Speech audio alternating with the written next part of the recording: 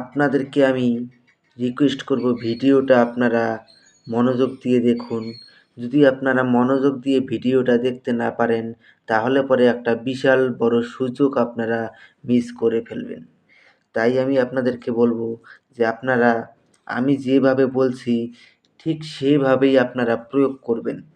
ঠিক এরকমভাবে যদি আমি যেভাবে বলবো ঠিক সেরকমভাবে যদি আপনারা প্রয়োগ করতে না পারেন, তাহলে কিন্তু আপনাদের কার্যসিদ্ধ হবে না। তাই আমি আপনাদেরকে বলবো যে আপনারা ভিডিওটাকে ভালো করে দেখুন এবং আমি কি বলছি মনোযোগ দিয়ে আপনারা শুনুন। এটা মুসলিম ভাইয়েরা খুবই সহজভাবে আপনারা এই সাধনাটা প্রয়োগ করতে পারবেন। এই সাধনাটা শুধুমাত্র একবার একবার দোয়া পড়ে দৌলতপরি হাজির, এবং ওই দৌলতপরি আপনার সামনে ধন দৌলতের ঢের লাগিয়ে দিবেন। যখন এই দৌলতপরি আপনার সামনে এসে প্রকট হবে, অসংখ্য ধন দৌলত নিয়ে আপনার সামনে প্রকট হয়ে যাবে, আর আপনাকে এই ধন দৌলত আপনাকে প্রদান করবে।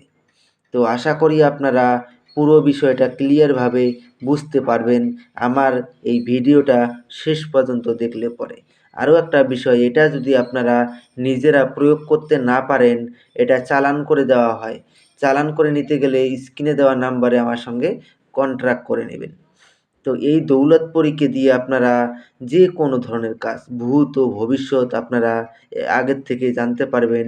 বান, বশীকরণ, বিচ্ছেদ এবং নানান ধরনের কাজ আপনারা এই দৌলতপরিকে দিয়ে আপনারা হাসিল করে নিতে পারবেন।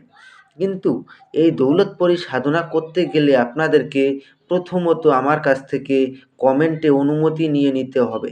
কমেন্টে অনুমতি নেওয়ার পরে তারপরে আপনারা সাধনার প্রস্তুতি নিবেন। আর আমার কাছ থেকে যদি অনুমতি ব্যতীত যদি আপনারা এই কাজ প্রয়োগ করেন, তাহলে পরে আপনাদের কাজ হবে না। আমি একটা দোয়া স্ক্রিনে দিয়ে দিয়েছি, আপনারা দেখে নিন। এই দোয়াটাকে আপনারা ভালো করে মুখস্থ করে নেবেন।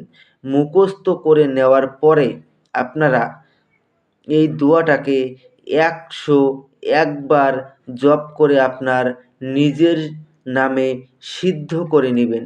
সিদ্ধ করে নেওয়ার পরে যে কোনো, হিন্দুরা হলে পরে মন্দিরে, আর মুসলিমরা হলে পরে মসজিদে আপনারা ১০০ টাকা হোক ৫০ টাকা হোক দান করে দিবেন। যেই দিন এই সাধনাটা প্রয়োগ করবেন সেই দিন আপনাদেরকে ওই টাকাটা দান হিসাবে দান করতে হবে। এটা আপনাদেরকে বৃহস্পতিবারে এই সাধনাটা করতে হবে। বৃহস্পতিবারে যদি আপনারা করেন, ওই বৃহস্পতিবার দিনে আপনাদেরকে ওই ৫০ থেকে ১০০ টাকা দান করে দিতে হবে। দান করে দিয়ে আপনারা একটা গোলাপ ফুলের মালা সংগ্রহ করে নেবেন। ওই গোলাপ ফুলের মালা সংগ্রহ করে নেওয়ার পরে আপনারা এই দোয়াটা রাত ঠিক ১১টার সময় নিজের কোনো একান্ত ঘরে বসে নামাজের ভঙ্গিতে বসবেন। বসে আপনারা পশ্চিম মুখে বসে আপনারা এই দোয়াটা মনে মনে একবার বলবেন। একবার বলার সঙ্গে সঙ্গে দৌলতপরি আপনার সামনে ধন দৌলত নিয়ে উপস্থিত হয়ে যাবে। যখন এই দৌলতপরি ধন দৌলত নিয়ে আপনার সামনে প্রকট হবে, তখন পরীর গলায় আপনারা গোলাপ ফুলের মালা পরিয়ে দিবেন।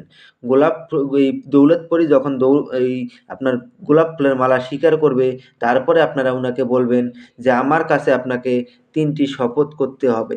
প্রথম শপথ, আমি তোমাকে যা আদেশ করিব তার সঙ্গে সঙ্গে পালন করিতে হবে। দ্বিতীয় শপথ, আমার অনুমতি ছাড়া তুমি কোত্থাও যেতে পারবে না। তৃতীয় শপথ, আমি তোমাকে যখনই স্মরণ করিব তখনই আমার সামনে এসে প্রকট হতে হবে। এই ৩টি শপথ করার ফলে ও আপনার আজীবন বশ্যতা স্বীকার করে থাকবে এবং আপনার আদেশ অনুযায়ী চলবে।